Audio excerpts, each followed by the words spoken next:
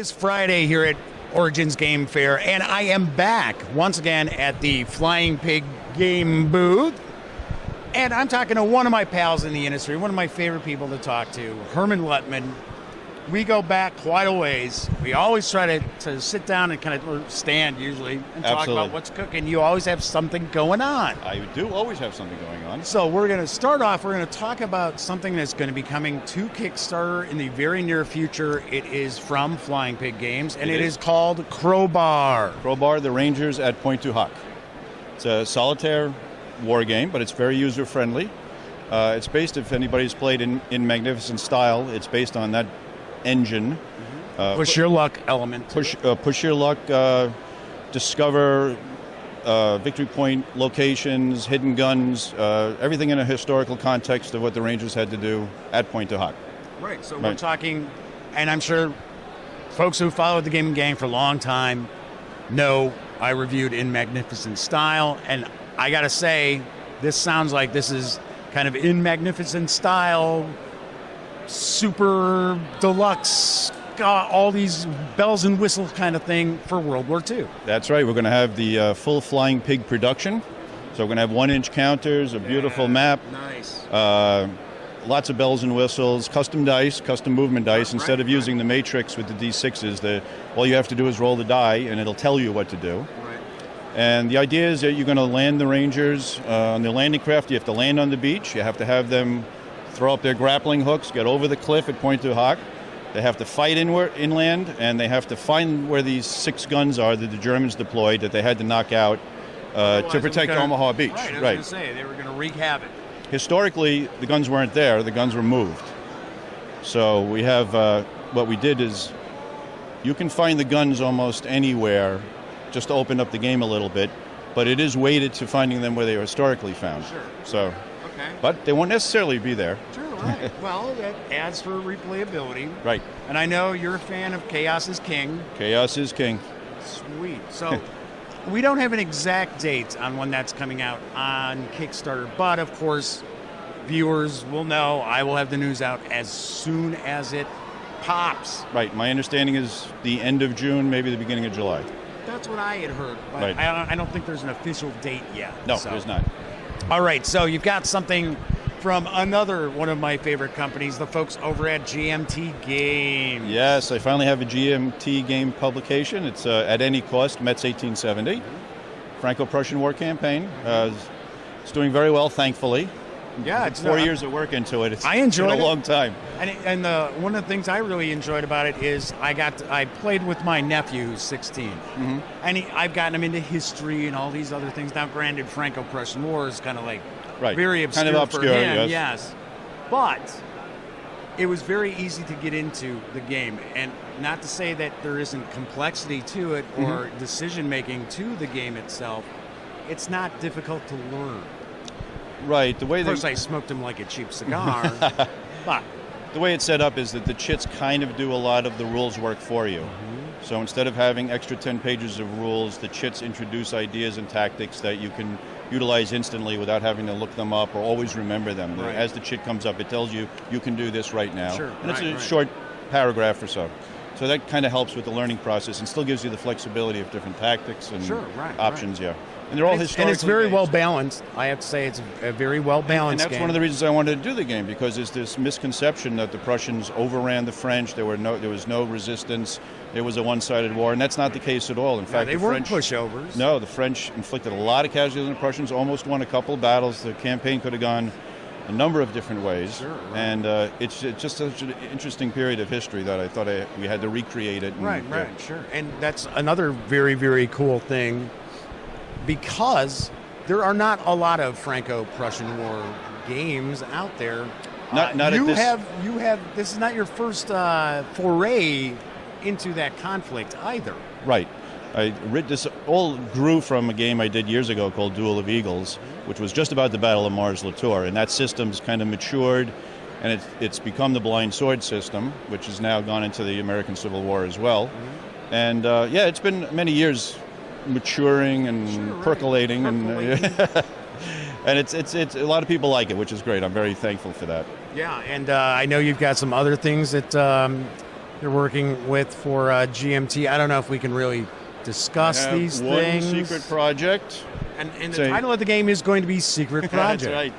We must kill you if you see this game. Right, exactly. It's actually a non-war game, cooperative game. Let's just say that. And it's something I've always wanted to do, and Gene Billingsley always wanted me to do for them, so I'm going to give it a shot. Hopefully they'll like it. And it is going to have the Hermann Luttmann classic kind of chaos and randomness. It will be adventurous, let's say. There we go. That's what I was going to say. Right. Excellent. Any other things that are cooking right now? You got any? Well, we just had Long Street Attacks comes out from Revolution Games, which is the third game in the Blind Swords Regimental ACW series. That's doing really well. This is the American Civil War for folks out there. American Civil War. Well, some people, may not. It's the second day of Gettysburg. It's just Longstreet's attack, and it led to all those iconic battles. You know, Devil's Den, the Wheat Field, Little Round Top, the Slaughter Pen. All those battles occurred in that one attack over the course of a couple of hours, and it's a really interesting period. So we did that. It's doing well, and I'm very happy. Excellent. Anything else you want to share, Herman? Well, we got, boy, it's been so busy.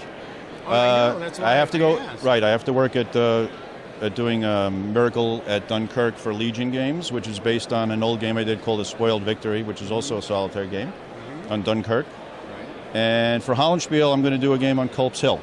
Oh, wow, okay. Which I don't think has ever been done before. I don't think anybody's done a game on Culp's Hill before, and it's really another one of those forgotten battles. Right, I was going to say, I don't think so. Yeah. I don't recall. So that's down the line. So I'm pretty busy for the rest of the year. Absolutely. May gamers possibly see one of your games come out in an issue of Yeah magazine?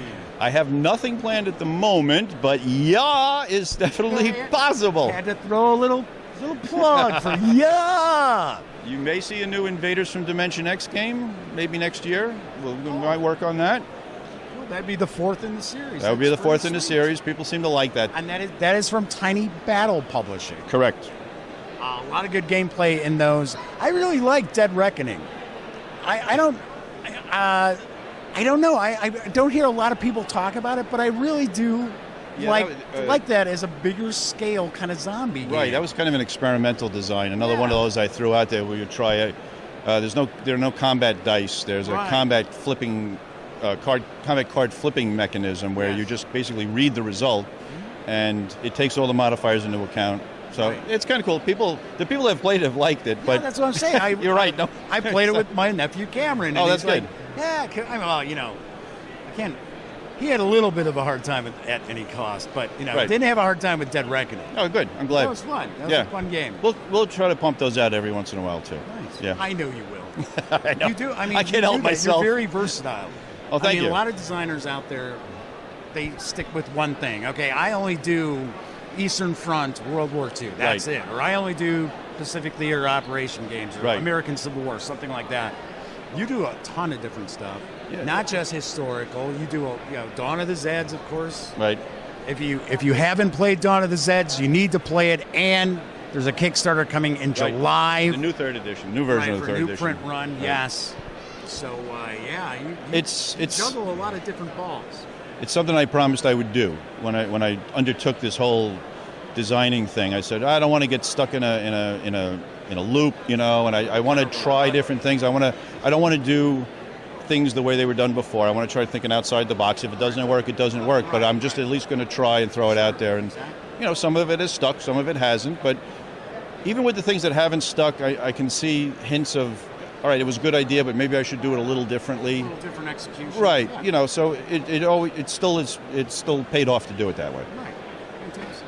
I have not run across any of your games that I. And Mark Walker is a wonderful publisher to work for. Quit glaring at us, Mark. What happened? No, it's a joke. We're kidding. All right, Herman. As always, it's excellent great to see you, man. Yes. I got to see you more than once a year. I know. I don't do the traveling thing anymore. Yeah. So I don't head up to New York or anything like that. Right. I rarely did anyway. No, I know. Saw you that one time. Yeah, exactly. We had a great time. That was fun. Excellent. It wasn't. We're not that old. It wasn't that many years ago. Herman, as always, thank you so much. Looking Thank forward you. to I all the appreciate new you taking the time to designs. talk to me. Thank you, everybody, for the support. Fred and I appreciate all that you've done for us, and Yes, it's been a lot of fun. Why don't we real quickly toss out a quick mention for Fred Manzo, I think is the last name. Fred Manzo has been my developer extraordinaire for, well, since the beginning, I think. Yeah. And he does great. So all those great Hermann Luttmann designs that you play, you want to throw a little thank you also out to Fred comes up with some great ideas. He immediately tries to break everything that I come up with, which is what a good developer should do. Right? Yes. Yeah, developing the game is like, how did you let this obvious issue pass through? Fred doesn't let anything slide through, so that's probably why we've been lucky. Fred doesn't work for Decision Games, so that's just basically. You had to do that, didn't you? Very good. I'm bad. Yes. Thank you very much. Thank you, Herman. All right. Have a Take great care, buddy. show. Yes. Thank you.